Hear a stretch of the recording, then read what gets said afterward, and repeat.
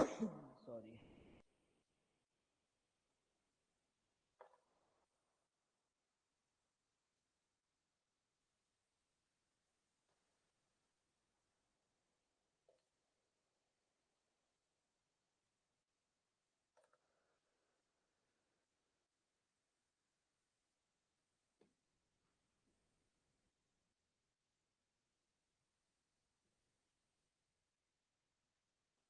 Yes, good evening to all of you and good evening to online students also. चलिए start करते हैं हम हमारी बेसिक कॉन्सेप्ट क्लासेस की। आज की आखिरी क्लास है और मंडे से जो है हमारी उसके आगे का जो कॉन्सेप्ट को लेकर के किस प्रकार के चैप्टर्स आएंगे, उस चैप्टर्स को लेकर के हम सॉल्व करेंगे क्वेश्चंस को। हमारे क्वेश्चंस में या फिर हमारे इस मैथमेटिक्स के लेक्चर में मैं आपको दो अप्रोच बता रहा हूँ। एक, कैसे आप मुख्य परीक्षा को लेकर के प्रश्नों को हल करोगे, और उसी मुख्य परीक्षा की दृष्टि से जब आप प्रश्नों को हल करते हो, मतलब एक उत्तर लेकर स्टेप बाय स्टेप करते हो, तो अंत में उन्हीं स्टेप का प्रयोग करके कैसे 30 सेकंड से 1 मिनट में आप उसे हल करोगे, हम वो भी देखते हैं। उसी कड़ी को हम आगे बढ़ाते हैं। चैप्टर नंबर जो हमारा चल रहा है वो है संख्या पद्धति, क्योंकि ये बेस है आपके सभी चैप्टर का। रोजाना मैं यही कह रहा हूं, संख्या पद्धति बेस चल रहा है। आज हम कुछ अनुपात वाले से संबंधित कुछ प्रश्नों को देखेंगे, क्योंकि आगे जाकर के आप जानते हो एक चैप्टर हमारा अनुपात समानुपात, सुनेंगे आपने अनुपात समानुपात। उस अनुपात समानुपात के चैप्टर को अगर हमें सॉल्व करना है तो हमें आज फिर एक बेसिक कॉन्सेप्ट देखना होगा। कुछ क्वेश्चंस को मैं लिख करके बताऊंगा। मंडे से ऐसा कोई इशू नहीं होगा, मंडे या ट्यूसडे से वैसे इशू है ही नहीं है ना। ये तो आपको समझाना है बेसिक, जिसका बेस बेहतर होगा उसका पूरा पूरा मैथमेटिक्स बेहतर होगा। तो चलिए प्रश्न हम देखते हैं। प्रश्न आपके पास दिया गया है 2 शून्येतर। अब देखिए सबसे पहले तो आपको ये समझना पड़ेगा कि शून्येतर क्या होता है। ठीक है, शून्येतर। पहले मैं प्रश्न लिख देता हूं, समीकरण हम बनाएंगे, हम कॉन्सेप्ट समझेंगे और फिर हम उसे 30 सेकंड से 1 मिनट में कैसे सॉल्व करते हैं प्रारंभिक परीक्षा की दृष्टि से, वो भी देखेंगे। ऑनलाइन स्टूडेंट्स, अगर आपको मेरा ऑडियो और वीडियो क्लियर सुनाई दे रहा है और दिखाई भी दे रहा है तो आप मुझे एक बार रिप्लाई कर देंगे, ताकि मैं अपनी तरफ से बिल्कुल निश्चिंत हो जाऊं कि आपको वही क्वालिटी एजुकेशन मिल रहा है जो रायपुर में संचालित हमारी ऑफलाइन क्लासेस में ये सभी विद्यार्थी ले रहे हैं। देखिए प्रश्न कह रहा है कि 2 शून्येतर संख्याएं आपके पास दी गई है। प्रश्न ये कह रहा है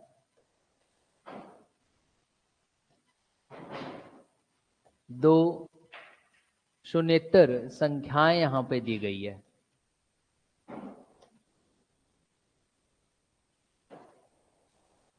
तो शून्योत्तर संख्याएं, अब बात उठती है कि सर ये शून्येतर संख्याएं क्या है। तो इसे आप लिख सकते हो, इंग्लिश में आप लिखोगे तो ज्यादा इजीली समझ में आएगा, नॉन जीरो नंबर्स। 2 शून्येतर संख्याएं मतलब कि आप यहाँ पे लिखते हो नॉन जीरो नंबर्स।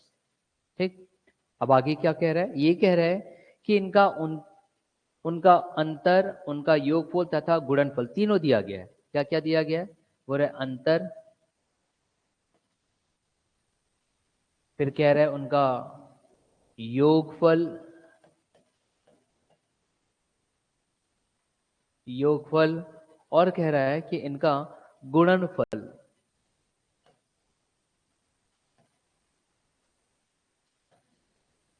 गुणनफल क्रमशः क्रमशः दिया गया है 1:5:36 में, 1:5:36 में ये प्रश्न दिया गया है।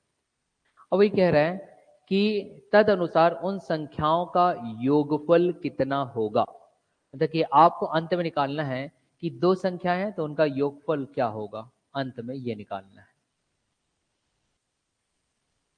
उनका योगफल कितना होगा। ये ऐसा प्रश्न दिया गया है कि 2 शून्येतर संख्याएं हैं, अंतर, योगफल, गुणनफल 1:5:36 है, उनका योगफल क्या होगा, इसे समझिए।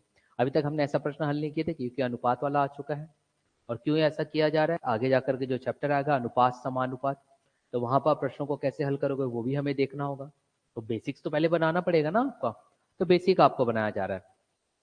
पहले हम यहाँ पर मुख्य परीक्षा की दृष्टि से हम इसे हल करते हैं कि कैसे आप इसे हल करोगे, और तत्पश्चात हम इसे लास्ट में देखेंगे कि अगर आपका एक कॉन्सेप्ट बन गया है तो कैसे आप इसे कम से कम समय में आप इसे हल कर सकते हैं।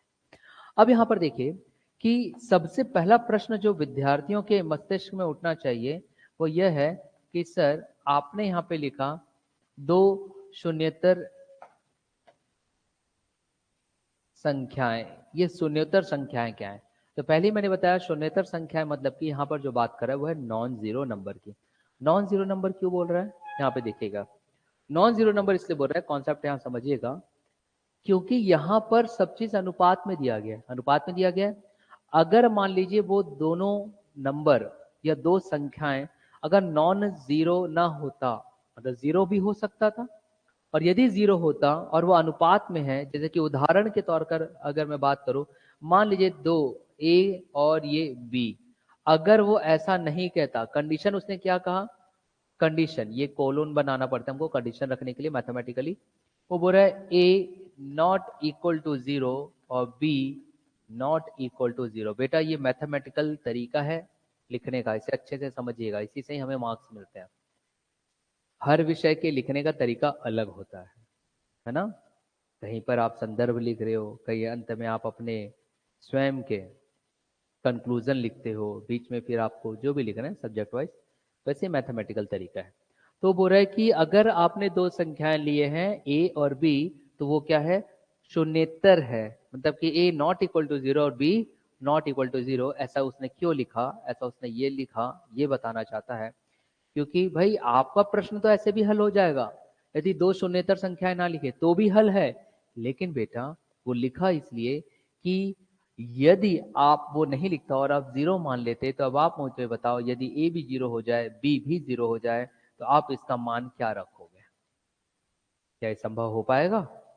नहीं हो पाएगा। यही कारण है कि प्रश्न में दे दिया गया दो शून्योत्तर संख्याएं, कि यदि आप चाहे संख्याएं कुछ भी मानिए, ए मान लिए, बी मान लीजिए, एक्स मान लीजिए, जेड मान लीजिए, मगर दोनों के दोनों क्या नहीं हो सकते, शून्य नहीं हो सकते, क्योंकि यदि शून्य होंगे तो ए बटे बी को आप परिभाषित नहीं कर पाओगे, आप उसका उत्तर ज्ञात नहीं कर पाओगे। कॉन्सेप्ट उसके पीछे बताना चाहता है छोटी सी चीज, लेकिन आपने सुना होगा, देखन को छोटन लगे घाव करे गंभीर, है ना, सुने हो कि नहीं? ऑनलाइन स्टूडेंट्स अगर आप भी सुने तो आप मेरे साथ मुस्कुरा सकते हो भाई, देखन को छोटन लगे गाँव करे गंभीर। ये तो एक शिक्षक अपने शब्दावली में ऐसे कहता है, मगर जब आजकल के विद्यार्थी होते हैं वो क्या बोलते हैं, छोटे पैकेट में बड़ा धमाका। ये आप लोगों का सहना होता है, सही बात है मैडम, है ना। तो थोड़ा सा मैं आगे बढ़ा दूं अगर आज्ञा हो आप लोगों की। चलिए, विद्यार्थियों से आज्ञा लेना बहुत आवश्यक है, क्योंकि विद्यार्थियों में ना ऊर्जा बहुत होती है, और उस ऊर्जा को विद्यार्थी या तो सकारात्मक उपयोग करते हैं या नकारात्मक, तो दोनों ही हम शिक्षकों को ध्यान देना पड़ता है, इसलिए बिना आज्ञा के मैं नहीं चल पाता आप लोग के।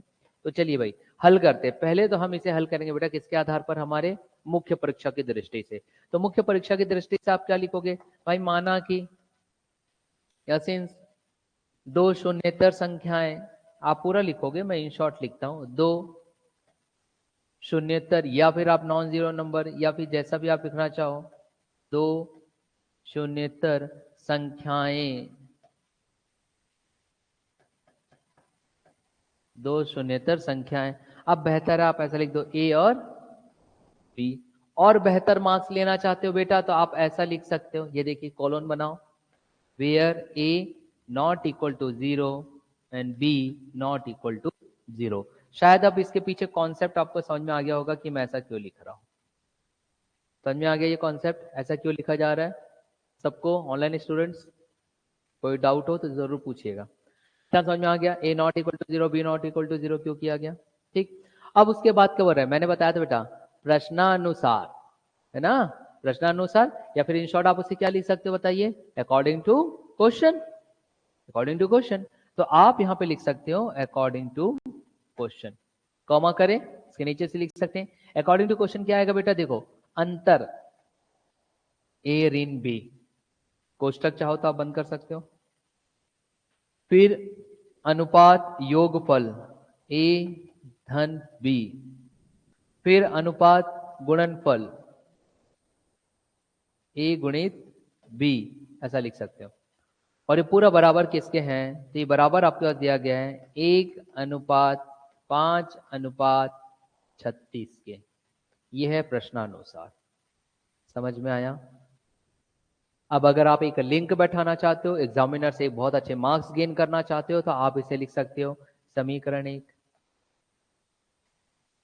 एक बेहतर तरीका प्रदर्शित करने का, उत्तर लेखन का। अब हम थोड़ा सा आगे बढ़ते हैं। आगे बढ़ाऊं मैं अपनी स्लाइड? चलिए, अब हम किसी भी, क्योंकि आपके पास अनुपात समानुपात में ये दिया गया है, एक अनुपात में दिया गया है, समानुपात क्या चीज होता है मैं बाद में बताऊंगा। अनुपात में क्योंकि ये दिया गया है, तो अब आप क्या करोगे, किसी भी प्रथम दो पदों को लेकर के आप इसे हल कर सकते हो।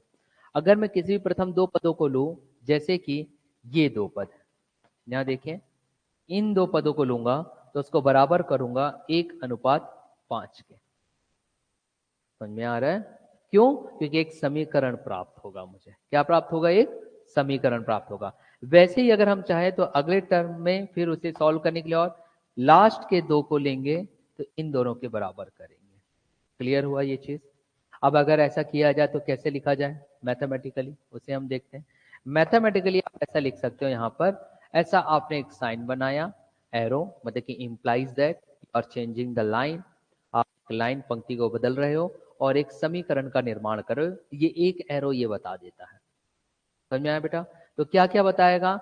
वो बताएगा, याद करो, a ऋण b बटे a धन b बराबर 1/5। देख लीजिए, वही होगा। a ऋण b बटे a प्लस b बराबर 1/5।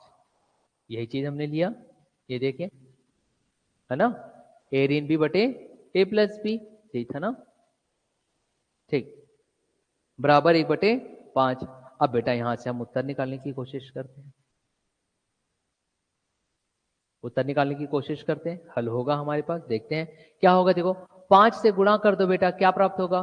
5a ऋण 5b बराबर a धन b। कुछ नहीं किया, सीधा पक्षांतर कर दिया।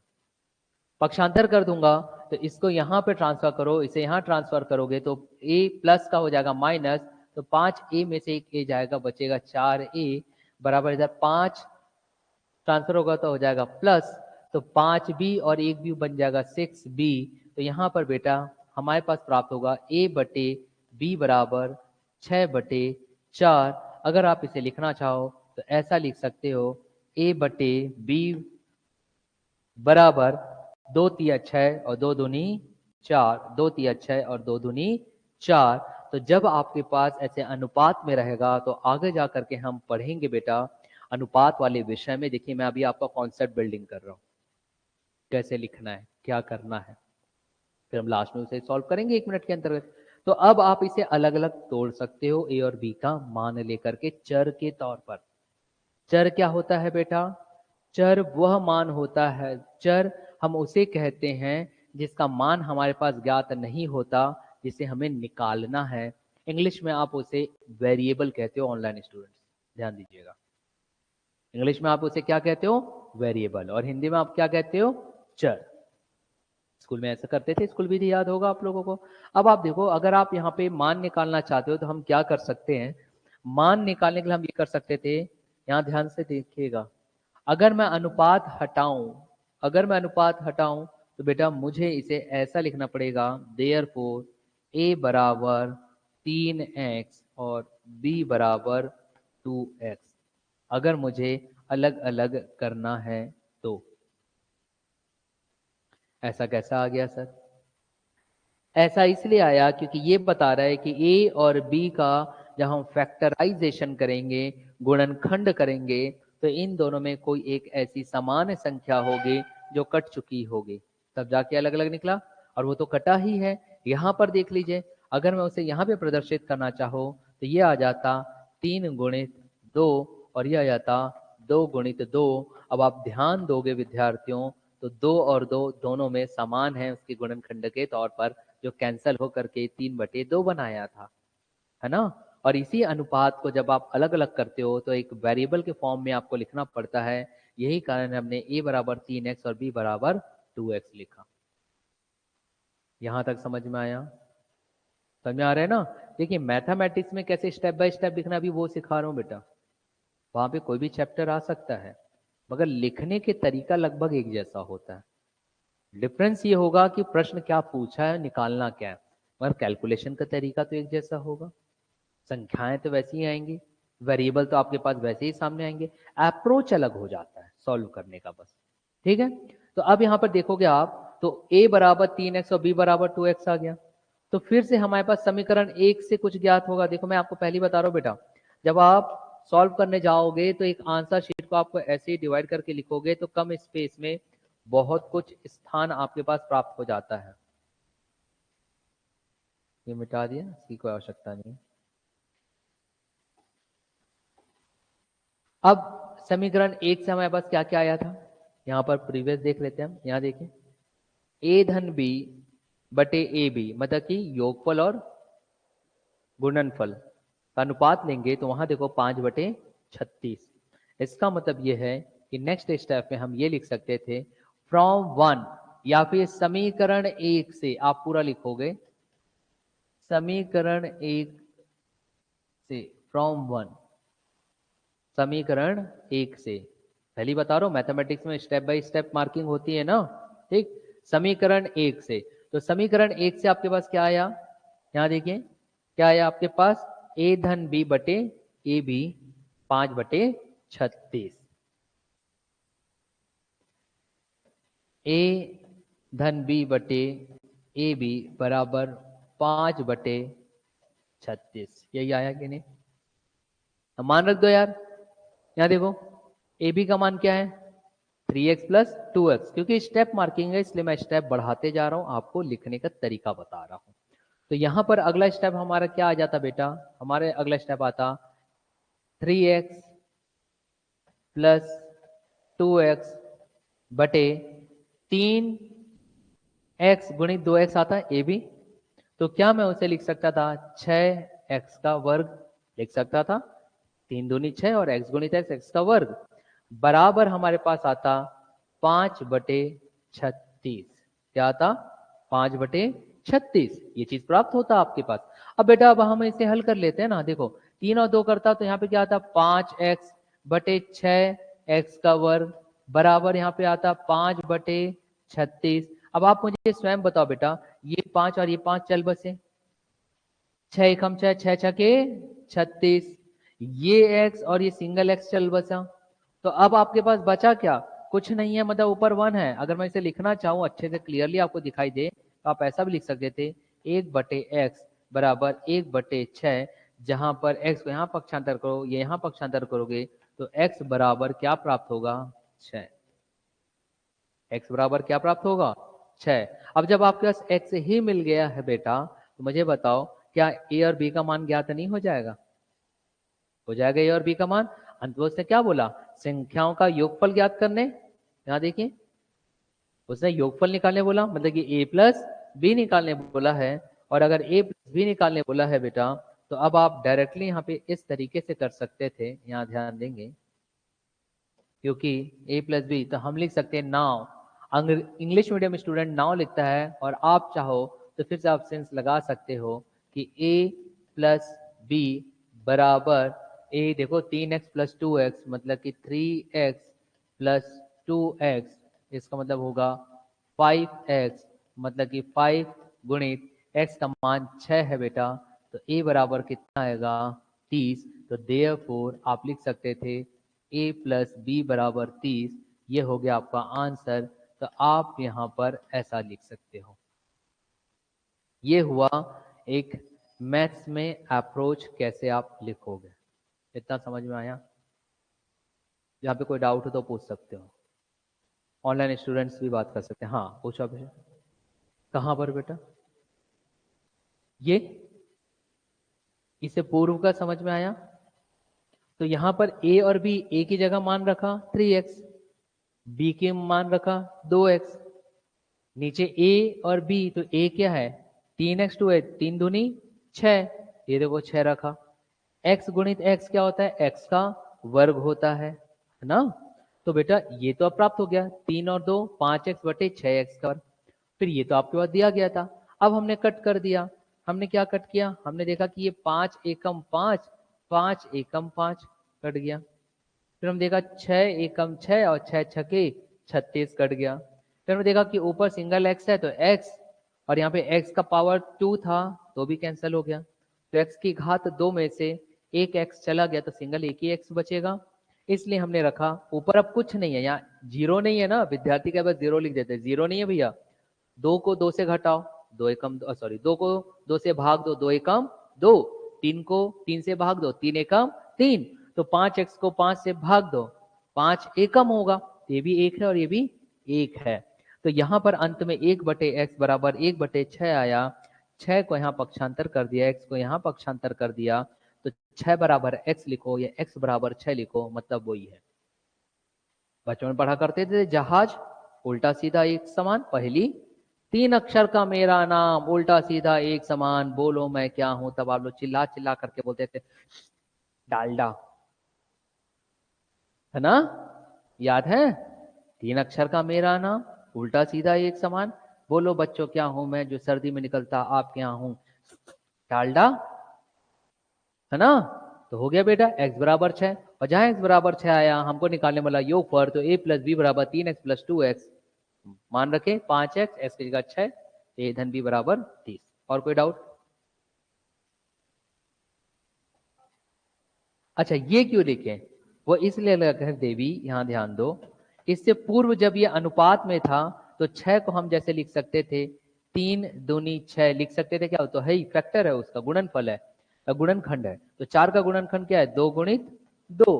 तो हमने देखा था इन दोनों के मध्य कोई एक समान संख्या आ रही थी जो कैंसिल हो रही थी, तभी तो दोनों का मान अलग अलग आ रहा था। तो हमने कट कर दिया, कट करने के बाद ये अनुपात के तौर पर है, मगर हम चाहते कि दोनों का मान अलग अलग हमें मिले, क्योंकि हमें यहाँ पर यूलर स्टेप को पूरा करना था। अब अलग करना है तो कैसे करोगे, अलग करना है बेटा, तो जब ये अनुपात को हमको अलग करना पड़ता है तो हम एक x y या z कोई भी वेरिएबल के साथ ही उसे अलग कर सकते हैं, चर के साथ ही उसे अलग कर सकते हैं। इसलिए मैंने इसे ऐसा लिखा 3x 2x, समझ में आया? कैसे लिखा, 3x बटे 2x, धन 2x बोल दिया, 3x बटे 2x, क्लियर हुआ? क्योंकि x x तो कैंसिल हो जाता ना, कोई फर्क पड़ता क्या इसके अनुपात में, अनुपात में कोई फर्क पड़ता? भाई आप ही मुझे बताओ कि दोनों अगर बराबर है ये तो x x कट जाता ना, कोई फर्क पड़ता क्या? नहीं पड़ता। लेकिन मुझे इन दोनों को अलग करना है, इस वजह से इसे 3x बटे 2x लिखा, और अंत मैंने बता दिया a बराबर 3x और b बराबर 2x, अंश बटे हर के तौर पर। क्लियर हो गया?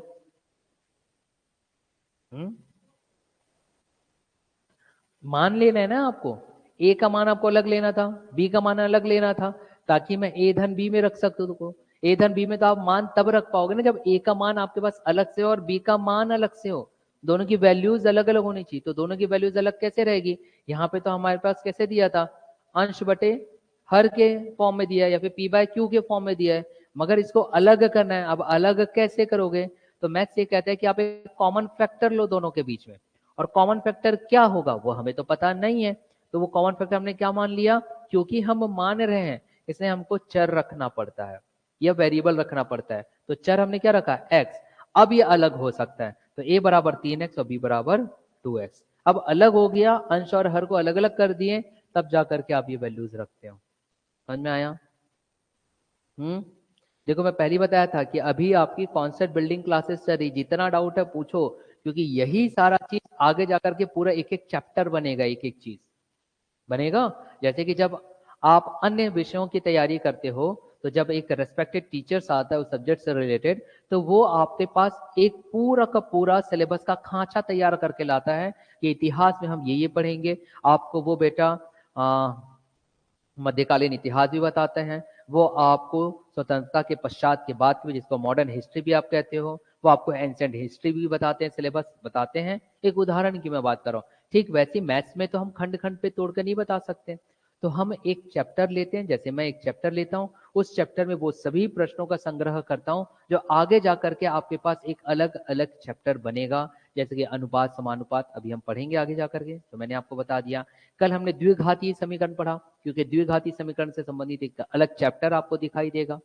समझ में आ रहा है? इससे पूर्व हमने ये देखा कि समीकरण कैसे बनाते हैं, उससे पूर्व हमने देखा कि अगर आपके पास संख्याओं की सीरीज दी गई है, क्रम दिया गया, तो आप उसको कैसे जोड़ोगे और घटाओगे। तो ये पूरा पूरा क्लब कर रहा हूं अभी, क्लियर है? इससे संबंधित बहुत सारे प्रश्न आएंगे। यहां तक समझ में आया? ठीक है। अब अगर यही आपको बेटा एक दिवसीय परीक्षा में हल करना है, प्रारंभिक परीक्षा की दृष्टि से अगर आपको इसे हल करना है, तो कॉन्सेप्ट बस आपको याद रहेगा ना, तो सब बनेगा। देखो कैसे, कॉन्सेप्ट बस आपको याद होना चाहिए। कॉन्सेप्ट, प्रश्न जो कह रहा है हम उसे लिखते चलेंगे और आपसे हल हो जाएगा, देखते जाइएगा। इसलिए मैं कह रहा हूं कि ट्रिक जैसी कोई चीज नहीं होती। ऑनलाइन स्टूडेंट्स फिर ध्यान दीजिएगा, ट्रिक जैसी कोई चीज नहीं होती। सिर्फ और सिर्फ आपने मैथ्स में जो स्टेप बाय स्टेप सॉल्व किया है, अंत में उसी को आप उपयोग करते हो। देखिए क्या बोला कि हमारे पास दो शून्येतर संख्याएं हैं, मतलब नॉन जीरो नंबर है। वो दो नॉन जीरो नंबर ए और बी हम ले लो। अब उसने बोला कि अंतर, फिर उसका योगफल, फिर उसका गुणनफल, ऐसा बोला ना। मतलब कि आपके पास क्या दिया गया, आप सीधा लिख लो ए माइनस बी, फिर अनुपात में क्या दिया बेटा, ए धन बी, फिर अनुपात में ए बी, यही तो दिया था प्रश्नानुसार। कैसे आप 30 सेकंड में हल करोगे, बराबर 1:5:36, यही हुआ। अब देखिए, अब इसे हल करना है, तो आपको अगर मैं बोल दूं कि चलो मैं आपको ट्रिक बता रहा हूं कैसे आप इसे हल करोगे, तो विद्यार्थी बड़ा खुश हो जाता है। अरे यार सर ट्रिक बता रहे, ट्रिक रटूंगा। रटना नहीं बेटा, कितना रटोगे। अभी जब हमने इसको हल किया तो मैथमेटिक्स का एक कॉन्सेप्ट क्या कहता है कि भाई इन दोनों को पहले हल कर लो। मतलब कि हमने देखा था, अब ध्यान देना बेटा, ए ऋण बी से हमने कॉन्सेप्ट देखा था। अगर मैं ये बोलूं ए ऋण बी को 5 से आप गुणा करो और ए धन बी को आप 1 से गुणा करो, ये शॉर्टकट ट्रिक, और यही तो हमने देखा था, हुआ था। तो क्या हुआ था देखो बेटा, 5a ऋण 5b, 5a ऋण 5b बराबर a धन b। तो यहां पर से देखोगे बेटा, 5a और a को पक्षांतर करूंगा तो माइनस हो जाएगा आपके पास, हाँ कि ना बेटा, होगा। तो 5a में से a के जाएगा तो कितना बचेगा, 4a, ये लीजिए 4a रख दिया। फिर आपके पास इस 5b को यहाँ पक्षांतर कर दूंगा तो 5 और b और 1b कितना होगा, 6b, और 6b है तो यहाँ पर बेटा ये ऐसा आया। तो आपके पास यहाँ से प्राप्त हुआ कि a बटे b बराबर 6/4, मतलब कि 2 दूनी 4, 2 तिया 6, तो ये प्राप्त हुआ 3/2, मतलब कि a बराबर 3x और 2x। यही तो हमने देखा था, देखो इतना लंबा चौड़ा करके आया था।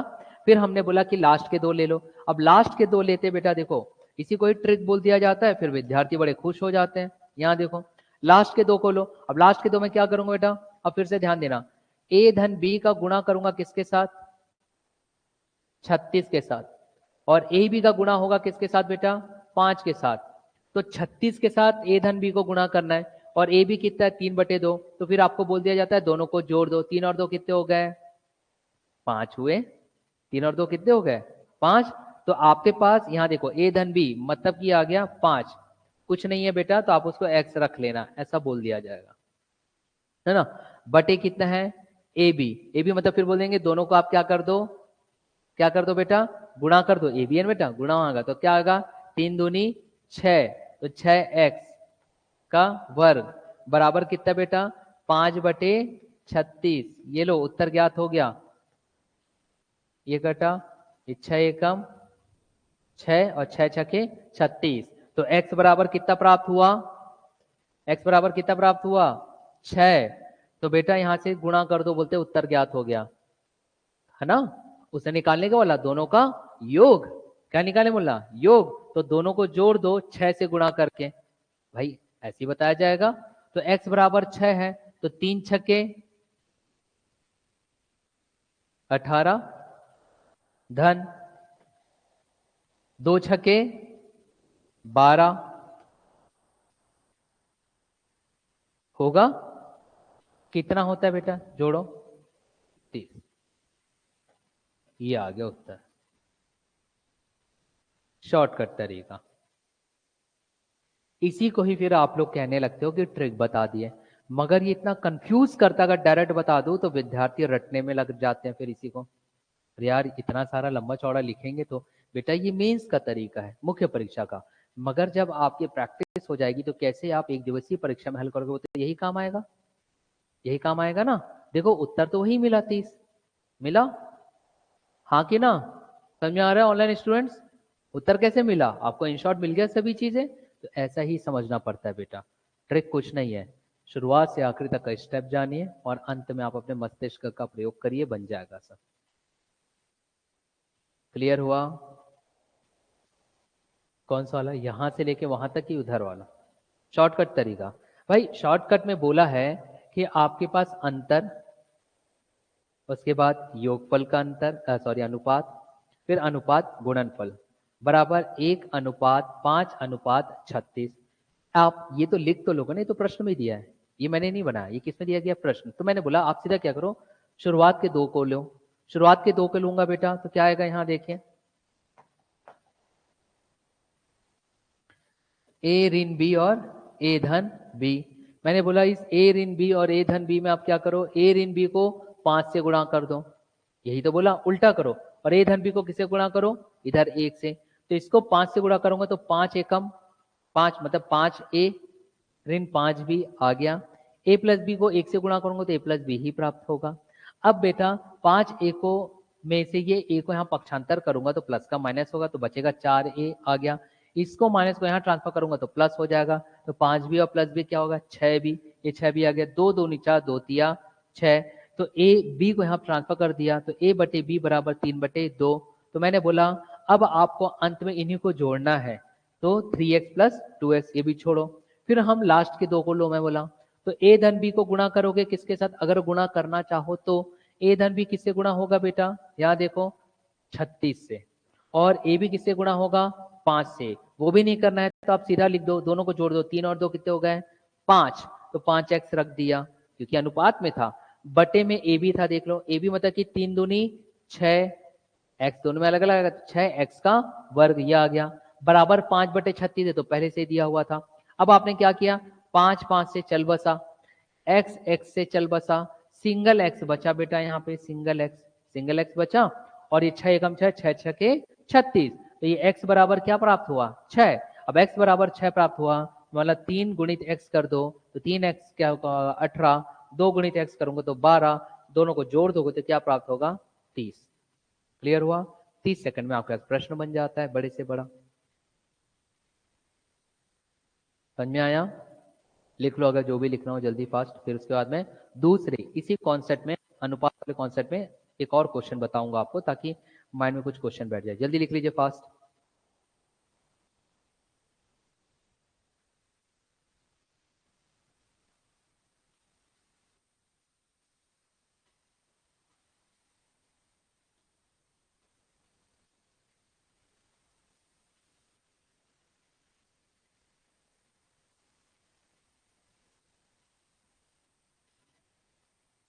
हो गया? देखिए मैथमेटिक्स में शुरुआत में थोड़ी तकलीफ जरूर होती, जो स्टूडेंट्स मैथ से नहीं है उनको प्रॉब्लम होता है, मगर धीरे धीरे धीरे धीरे जब हम प्रैक्टिस कर रहे होते हैं तो सब चीज समझ में आएगी।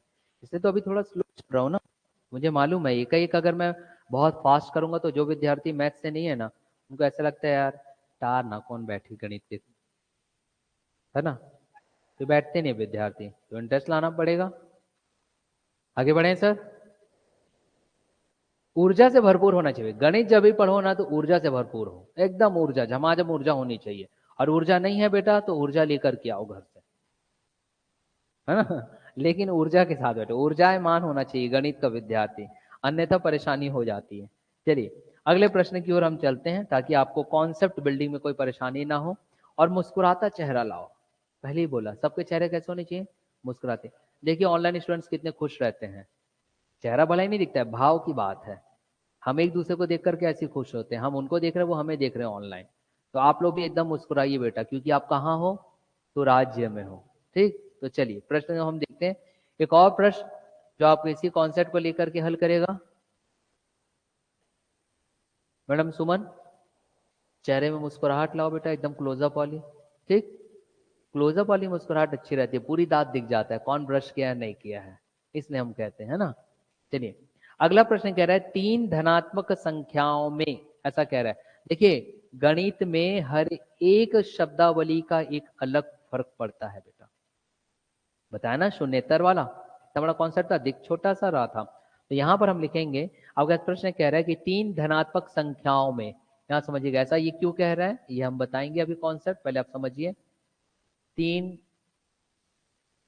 धनात्मक संख्याओं में,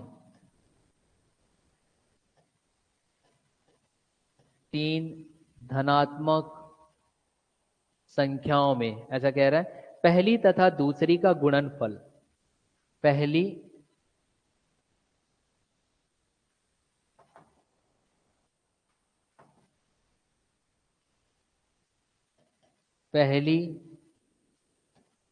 तथा दूसरी का गुणनफल। चलो पहले हम इसे ही समझते, फिर हम क्वेश्चन को और आगे बढ़ाएंगे। गुणनफल 42 ऐसा कह रहा है, इसका मतलब क्या हुआ इसे समझेंगे। क्या कह रहा है, पहली तथा दूसरी का गुणनफल।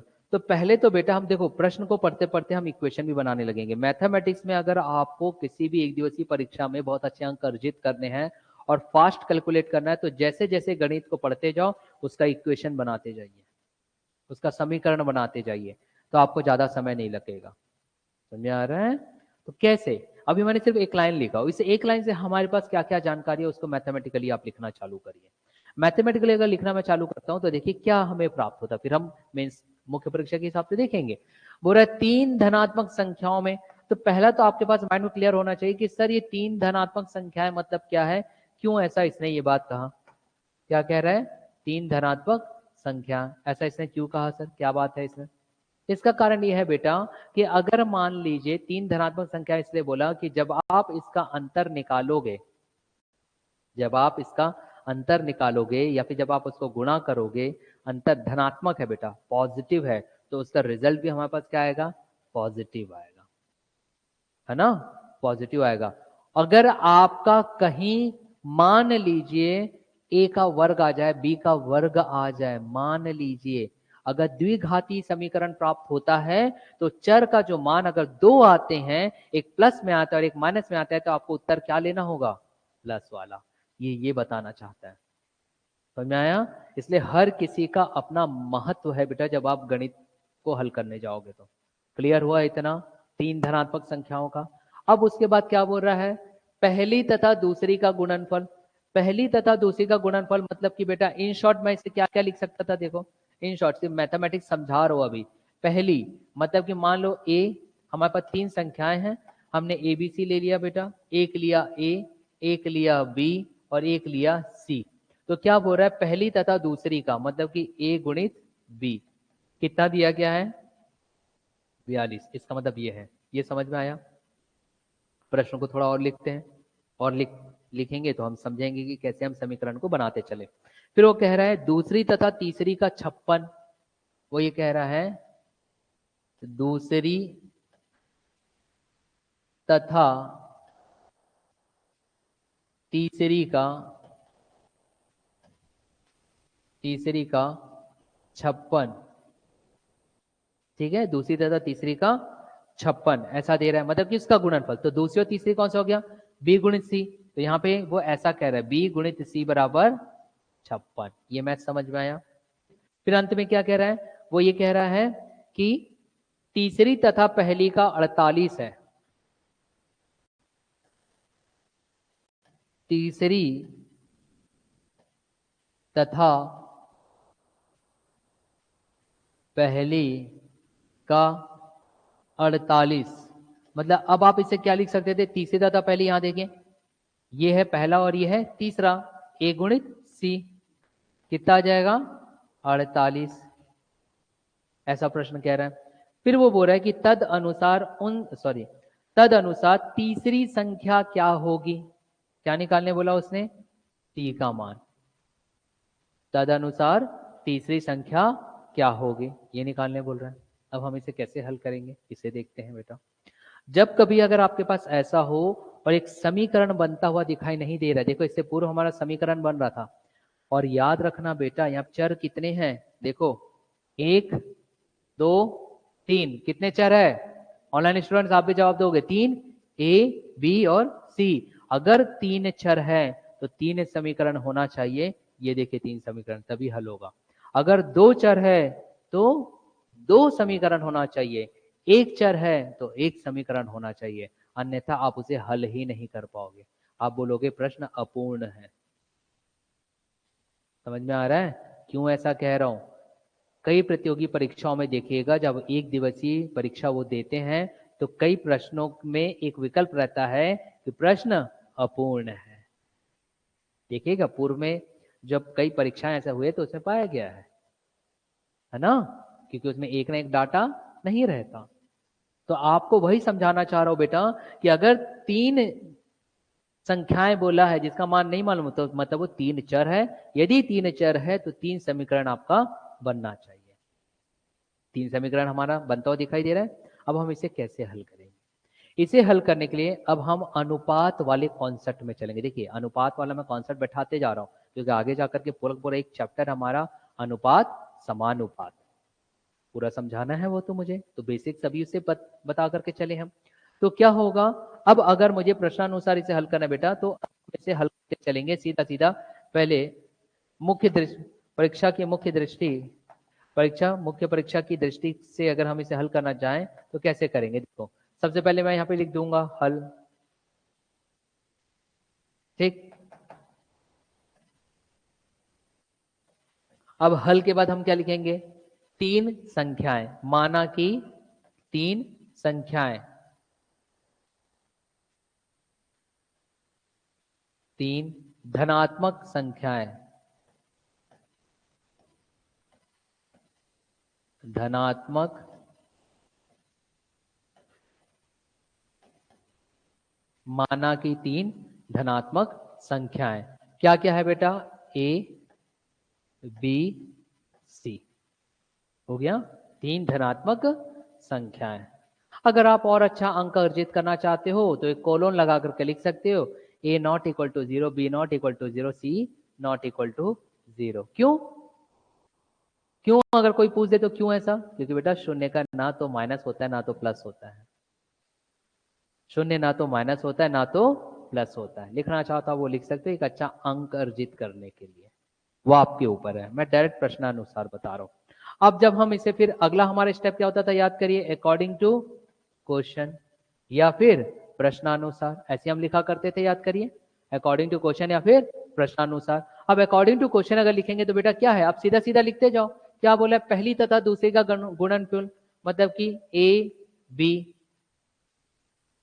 ये एज इट इज लिखना है। ए बी बराबर 42, बी सी बराबर 56 और ए सी बराबर 48। अब ये ना लिख करके बेटा मैं सीधा सीधा लिख रहा हूं ए बी अनुपात बी सी अनुपात ए सी बराबर, अब आप वैल्यू रखते चलो 42, 56, 48। 42 अनुपात 56 अनुपात 48 हो गया। ये दिया गया है। अब इसे हल करेंगे और मैंने पहले ही बताया कि अनुपात वाले में हल करने के लिए आप कोई भी प्रथम 2 या अंतिम 2 को लेकर के आप इसे हल कर सकते हो। समझ में आ रहा है ये चीज? क्या क्या है आपके पास? ए बी अनुपात, बी सी अनुपात, ए सी अनुपात, 42 अनुपात 56 अनुपात 48। ये चीजें आ रही है बेटा। ठीक, अब अगर इसे मैं गुणनखंड के तौर पर लिखना चाहूं, गुणनखंड के तौर पर लिखना चाहूं तो मेरे पास क्या आएगा? देखो कुछ संख्याएं हैं जो आपके पास रिपीट भी हो रही होगी बेटा, और डिवीजन के फॉर्मेट में अगर हम इसे लिखते हैं तो आपके पास अलग अलग वैल्यूज आएगी। कैसे अलग अलग वैल्यूज आएगी उसे मैं बताता हूँ आपके पास। मुस्कुराओ, चेहरे में एनर्जी होनी चाहिए भाई गणित पढ़ाते वक्त। ठीक है, एनर्जी कैसे? देखिए अगर अगर आप इस अनुपात के फॉर्म में बाय द वे नहीं लिखना चाहते हो, आप अलग इसको मैं मल्टीप्लिकेशन के फॉर्मेट में बाय द वे अगर लिखना चाहता तो मेरे पास क्या प्राप्त होता? क्यों? क्योंकि इसमें बेटा हम महत्तम समापवर्तक वाला एक कॉन्सेप्ट लेकर के भी हल कर सकते हैं। वो भी एक बता देता हूं ताकि आपके साथ रेशियो और प्रोपोर्शन के साथ, याद है आपके पास मुख्य परीक्षा में एक महत्तम समापवर्तक लघुत्तम समापवर्तक वाला भी दिया गया है जिसको हम हिंदी में इंग्लिश में HCF और LCM कहते हैं। तो अगर उसके तर्ज पर अगर मैं इसे लिखना चाहूं तो हम कैसे लिख सकते थे? यहां देखना बेटा,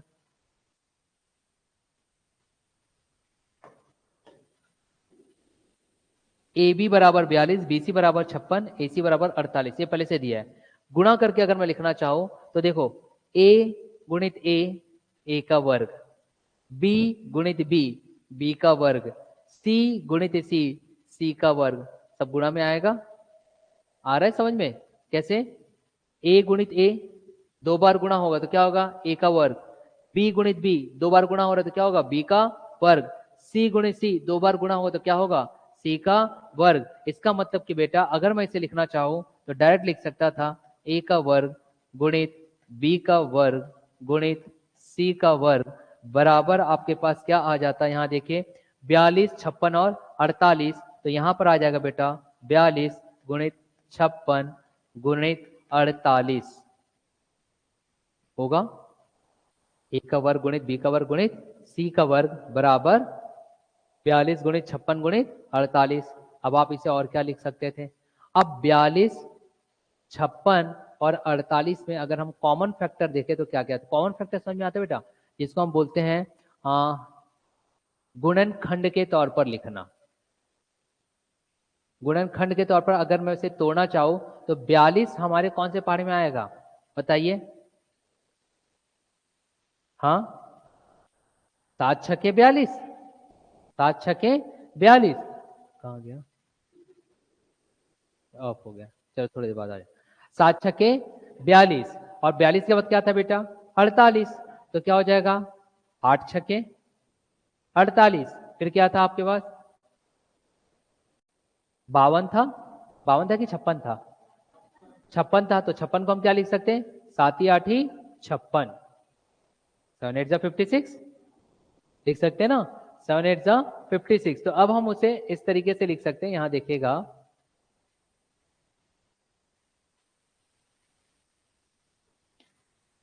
अलग अलग मल्टीप्लीकेशन के फॉर्मेट में। तो आपके पास क्या क्या था बेटा? बोलते जाओ। 42, 7 6 जा 42, 42 के बाद हमारे पास क्या था? 56, तो 56 को हम क्या लिख सकते थे?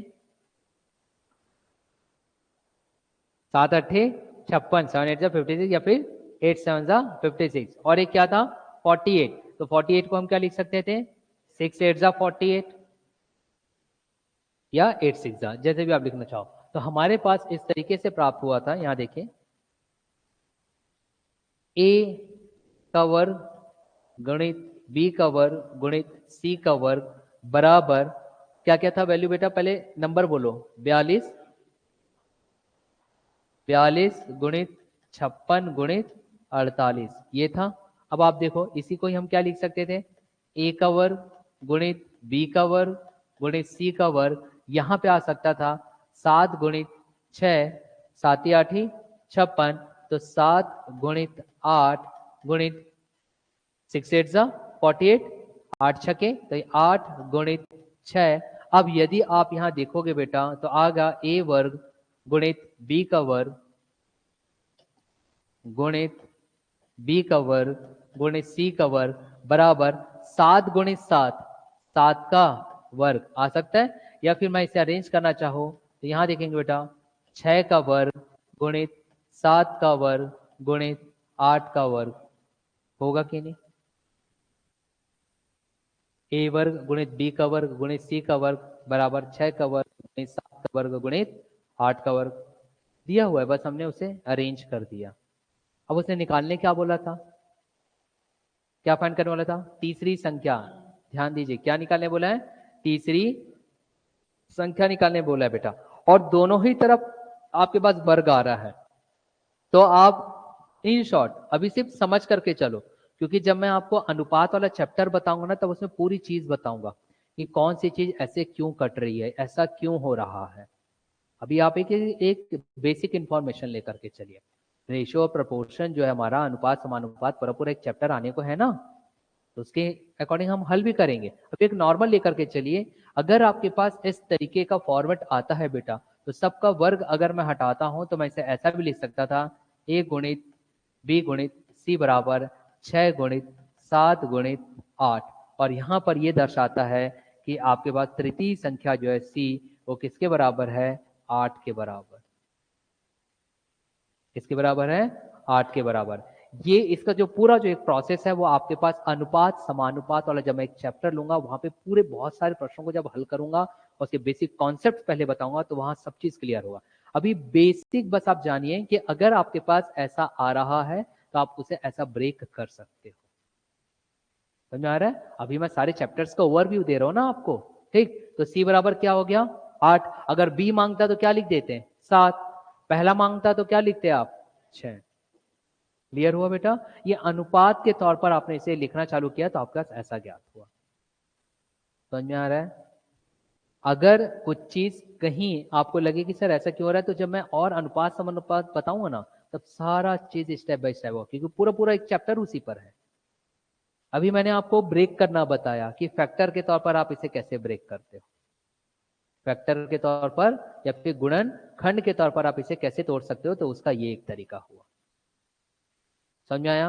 और इसी को ही जब आप एक दिवसीय परीक्षा में हल करते हो बेटा, तो इतना सारा इंप्लाइज दैट सिंस चूंकि ये सब ना लिख करके सीधा सीधा आप सॉल्व करने चलोगे, ये वाला तरीका। ठीक, एक और प्रश्न करते हैं, उससे चीजें समझ में आएगी, जो थोड़ा सा अलग होगा इसी अनुपात अनुपात में लेकर के। जल्दी से करिए इसे।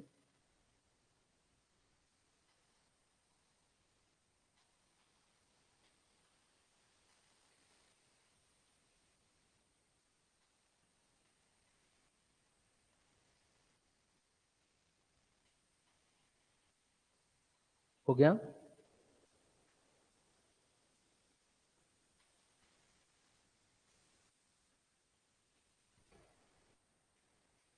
इसी अनुपात को लेकर के हल करते बेटा। अब इसी अनुपात में अब हम एक महत्तम समापवर्तक और एक लघुत्तम समापवर्तक वाले चीज को लेकर के चलते हैं। मतलब कि वाला भी एक कॉन्सेप्ट में बता देता हूँ इसी संख्या पद्धति के अंतर्गत।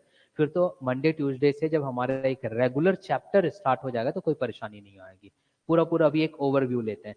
जैसे कि आपके पास एक प्रश्न दिया गया है, प्रश्न ये कह रहा है 4 क्रमांक भाज्य संख्याएं,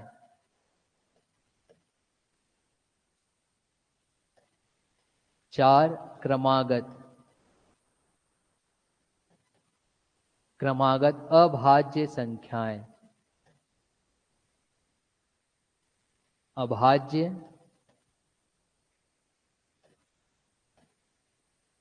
संख्याएं।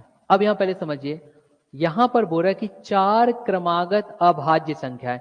4 अभाज्य मतलब क्या होता है? जो स्वयं से ही भागित होगा और एक से होगा, बाकी किसी और से भाग नहीं जाएगा। जैसे कि उदाहरण के तौर पर 2, 3, 5, 7, 11, 13 ऐसा हम ले सकते हैं। ये सब के सब कैसी संख्या है? अभाज्य संख्या है। लेकिन वो यहाँ पे एक टर्मिनोलॉजी आपके पास दे दिया कि 4 क्रमागत अभाज्य संख्याएं कैसे होना चाहिए? 4 क्रमागत अभाज्य संख्याएं। तो वो क्या है? आरोही क्रम में है बोल रहा है। कैसा है? आरोही क्रम। अब आरोही क्रम मतलब क्या हुआ? बढ़ते हुए सीरीज में। जैसे कि 2 के बाद क्या आ जाएगा? 3, 3 के बाद क्या आ जाएगा? 5, 5 के बाद 7, 7 के बाद 11। एक आरोही क्रम में बढ़ता हुआ दिखाई दे रहा है। तो वो ये कह रहा है कि 4 क्रमागत अभाज्य संख्याएं जो किस क्रम में है? आरोही क्रम में। ऐसा भी कह दिया उसने, आरोही क्रम में, ये वो कह रहा है। ठीक, फिर है उनमें पहली 3 का गुणनफल। अब देखो बेटा, 4 बोल रहा है तो 4 कौन कौन सा हो सकता है? अगर मैं यहां हल करना चाहूँ तो पहले प्रश्न लिख देता हूं। वो कुछ भी हो सकता है, ए हो सकता है, बी हो सकता है, सी हो सकता है, डी होता है। अब वो बोल रहा है कि उनमें पहली 3 का गुणनफल, इसे समझिएगा, उनमें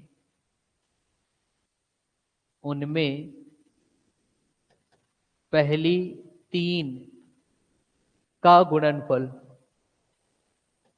उनमें पहली 3 का गुणनफल। इसका मतलब बेटा अगर मैं इसे हल करना चाहूं, यहां देखो, हल करना चाहो, इन शॉर्ट पहले समझा देता हूं, तो इसी को आपको स्टेप पे लिखना होगा। 4 क्रमागत अभाज्य संख्या क्या हो सकती है? अभी प्रश्न पूरा नहीं हुआ, मैं आपको एक क्वेश्चन बनाना बता रहा हूं। ए हम मान सकते हैं, एक बी मान सकते हैं, एक सी मान सकते हैं, एक डी मान सकते हैं, या X Y Z P Q R S T, वो आप पर डिपेंड करता है। ये 4 क्रमागत हो गए। उस 4 क्रमागत में क्या आरोही क्रम में है? उनमें पहली 3 का गुणनफल।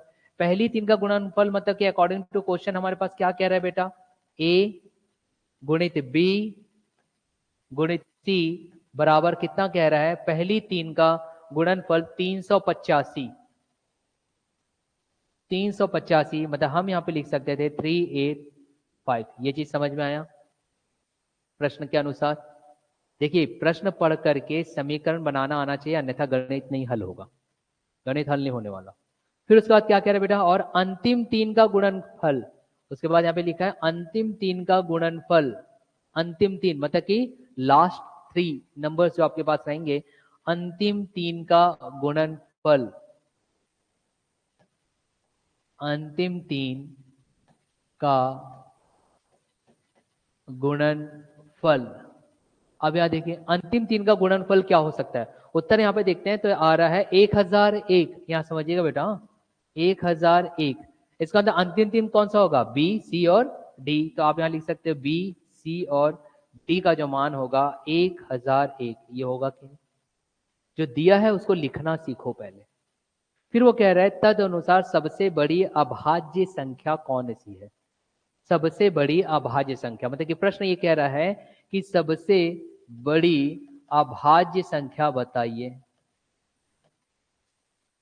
सबसे बड़ी अभाज्य संख्या क्या होगी। अब आप स्वयं देखिए यहां पर, एक तो उसने ये बता दिया कि जो संख्याएं हो क्रमागत है, वो भी आरोही क्रम में।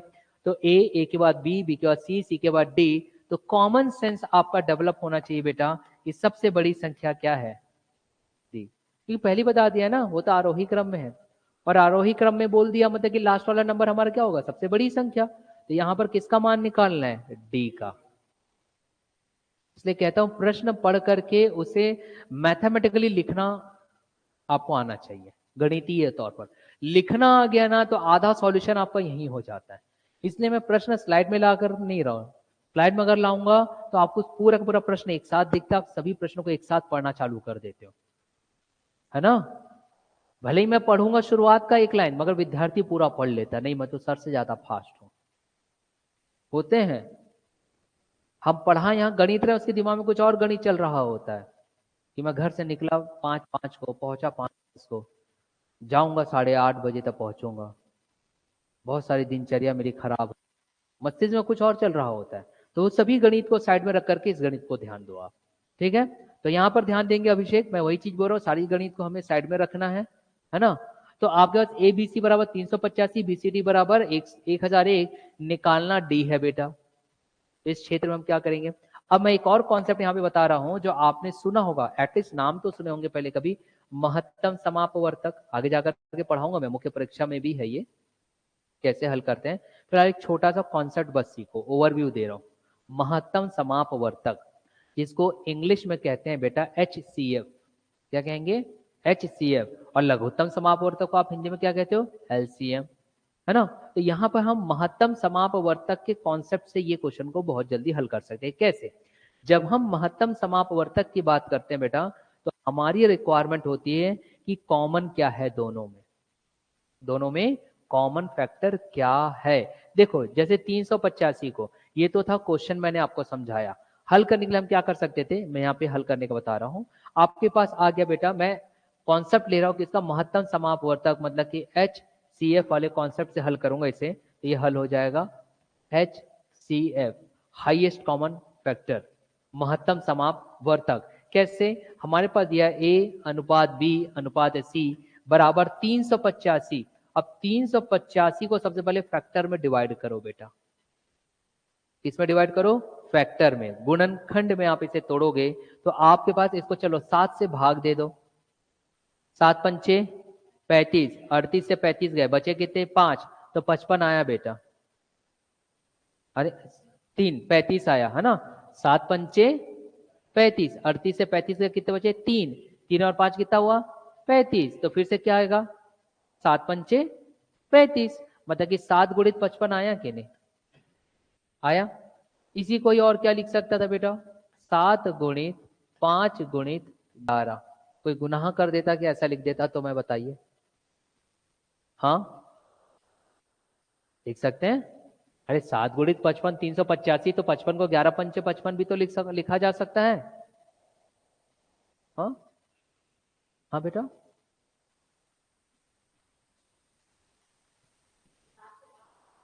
385 को 7 से भाग दीजिए ना आप। कैसे आएगा, चलो यहां ध्यान दो। ये था स्कूल विधि, देखो इसलिए मैं बहुत स्लो चल रहा हूं अभी। 7 से भाग दो बेटा, 7 पंचे 35, 3 से 3 चला, 8 में से 5 गया, बचे 3, उतरा 5, 7 पंचे 35 ही तो होता है ना, इसलिए इतना स्लो चल रहा हूं। और मैं कई बार कह रहा हूं कि आप लोग प्लीज पहाड़ा याद कर लो 30 तक। भाई 30 तक पहाड़ा तो आप लोगों को याद करना ही पड़ेगा, है ना। दूसरा क्या दे रहा है बेटा, यहां देखो B C D, B C D कितना आ गया 1001। 1001 को अब फिर से आप गुणन खंड में तोड़िए या फिर फैक्टराइजेशन करो, इंग्लिश में फैक्टराइजेशन बोलते हैं। फैक्टराइजेशन कर लो, 7 से करके देखो, 7 एकम 7, तो 10 से 7 गए, 3 बचते हैं देवी, तो 3 और 0 30, तो 7 चौक 28, तो बचे कितने 2, 2 और 1 21, तो 7 तिया 21। अब इसको और तोड़ सकते हो आप, कैसे तोड़ सकते हो, ये तो 7 पहले से ही था। 143 को आप तोड़िए, 143 को अगर आप तोड़ना चाहोगे बेटा तो किससे टूटेगा वो, क्या वो 11 से टूटेगा, बिल्कुल टूटेगा, है ना। 11 एकम 11, 14 से 11 गए, बचे कितने 3, तो 3 और 3 कितने होते हैं 33, तो 11 तिया 33, तो ये 3 × 11 होता कि नहीं। अब मैं बोल रहा हूं HCF वाला आप यहां पर एक इस्तेमाल करिए अपना कॉन्सेप्ट। तो HCF में होता है कि जो कॉमन है वो ले लेंगे। तो बेटा ABC और BCD में कॉमन क्या दिख रहा है, BC दिखाई दे रहा है, क्या दिखाई दे रहा है, BC एक कॉमन फैक्टर दिखाई दे रहा है, और बराबर आपके पास आ जाएगा। यहां पर अगर मैं कॉमन लेता हूं बेटा तो क्या दिखाई देता है, देखो 7 और 11, यहां पर भी 7 और 11, तो BC बराबर आपको प्राप्त होता है 77। BC बराबर आपको प्राप्त होता है 77। क्लियर हुआ, हाँ कि ना। अब मुझे निकालना क्या है, सबसे बड़ी संख्या। तो आप ये सेकंड वाला जो समीकरण था, ये समीकरण 2 और ये समीकरण 1, तो समीकरण 2 को अगर आप लेते हो बेटा तो आपके पास निकल जाएगा, देखो B since B C D बराबर आपके पास दिया गया है बेटा 1001, और बी सी के में आप लिख सकते हो 77 गुणित डी बराबर 1001 को अभी आपने तोड़ा था, देख लीजिए 7 गुणित 3 गुणित 11 में, तो ऑटोमेटिकली कट जाएगा और डी का मान आपके पास प्राप्त हो जाएगा। समझ आ रहा है, कुछ 13 था क्या यहाँ पे, ये 13 था 13, ठीक है। तो यहाँ पे क्या आ जाएगा बेटा आपके पास, देखो 7 11 77, तो डी का मान कितना आ गया 13, 13 आएगा ना बादशाह। आप करके देखिए ना, 7 एकम सॉरी 11 से भाग दो, 11 एकम 11, 14 से 11 गए, कितने बचे 3, तो 3 और 3 कितने होते हैं 33, तो 11 तिया 33, तो 13 ही तो आएगा।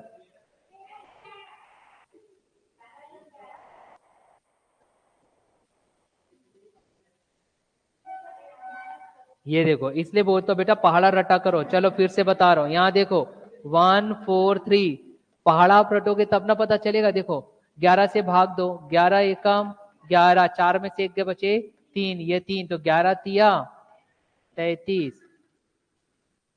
आया ना 13। अब आप इस उम्र में आकर के अगर भाग नहीं दे पाए और आप पहाड़ा याद नहीं किए बेटा, तो इसमें शिक्षक की गलती नहीं होती। पहाड़ा तो आप लोगों को याद करना है ना खुद से, गुणा भाग देना तो आपको स्वयं को आना पड़ेगा, इसमें तो मैं क्या बताऊंगा बताइए, है ना। तो ये समझ में आया, डी का मान कितना आ गया फिर आपके पास 13। अब इसलिए कह रहा हूं कि अगर आप मंडे से आओ तो आपका एक काम होना चाहिए कि भाई आप घर जाकर के संडे को 30 तक का पहाड़ा रट लीजिए, 20 तक, कम से कम 20 तक का बेटा वर्ग आपके पास कंठस्थ रटा हुआ होना चाहिए, कंठस्थ। 15 का वर्ग, 17 का वर्ग, 19 का वर्ग आता है सीधा। 20 तक वर्ग याद करके आओ, 30 तक आप पहाड़ा रट करके आओ, कुछ मानक जो वैल्यूज है, स्टैंडर्ड वैल्यूज, वो याद करके आओ, जैसे कि वर्गमूल 2 का, वर्गमूल 3 का। अगर आपको वैल्यूज फास्ट कैलकुलेशन करना है वैल्यूज का, जैसे पाई की वैल्यू दशमलव में याद करो, 22/7 नहीं, दशमलव में। समझ आ रहा है? अगर ये फास्ट कैलकुलेशन चाहिए 30 सेकंड में तो, अन्यथा ऐसे गड़बड़ाएगा जैसे कि अभी आप लोग भाग नहीं दे पा रहे थे, तो उसमें हमारा भी लॉस होता है ना एक शिक्षक का। खैर चलिए फिर क्लासेस में यहीं पे ऑफ करता हूँ, इसके बाद आप लोग की अन्य दूसरी क्लास होगी। और ये कॉन्सेप्ट बिल्डिंग क्लासेस मेरी अब यहाँ पर लगभग मैं खत्म कर रहा हूँ। मंडे से अब बेटा आपके पास पूर्णतः चैप्टर वाइज अच्छे अच्छे प्रश्नों को लाऊंगा, जो पूर्व में पूछे गए हैं और आगामी में पूछे जा सकते हैं। ठीक है, तो चलिए क्लासेस को मैं यहीं खत्म करता हूँ। Online students, thank you to all of you also.